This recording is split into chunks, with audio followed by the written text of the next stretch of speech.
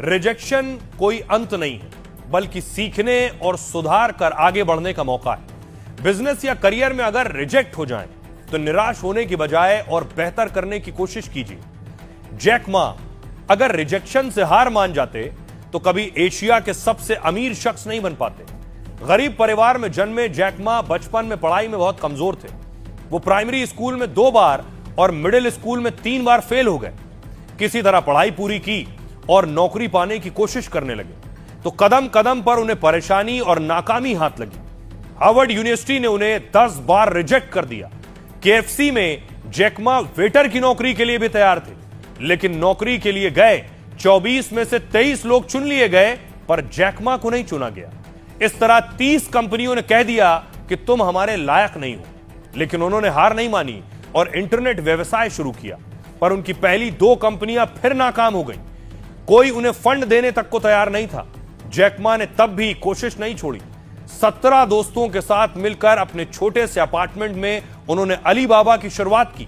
अपनी कंप्यूटर और e commerce company कुछ ही सालों में दुनिया की सबसे बड़ी कंपनियों में शुमार की। जैक मा के पास आज 2 लाख करोड़ रुपए से ज्यादा की संपत्ति है। अपने संघर्ष से उन्होंने फंडा दिया।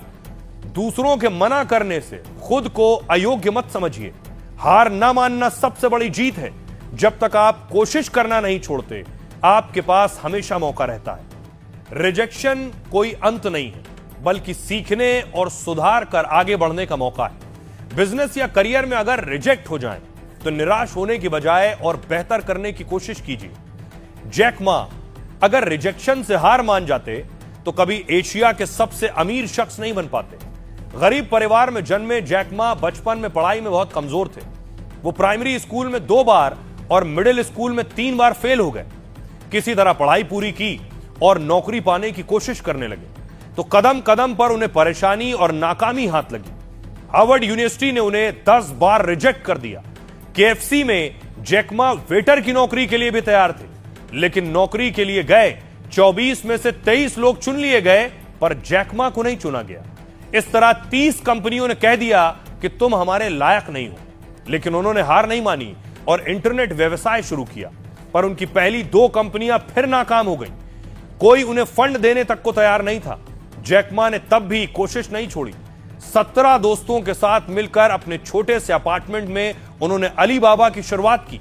अपनी कंप्यूटर और ई कॉमर्स कंपनी कुछ ही सालों में दुनिया की सबसे बड़ी कंपनियों में शुमार की। जैक मा के पास आज 2 लाख करोड़ रुपए से ज्यादा की संपत्ति है। अपने संघर्ष से उन्होंने फंडा दिया। दूसरों के मना करने से खुद को अयोग्य मत समझिए। हार ना मानना सबसे बड़ी जीत है। जब तक आप कोशिश करना नहीं छोड़ते, आपके पास हमें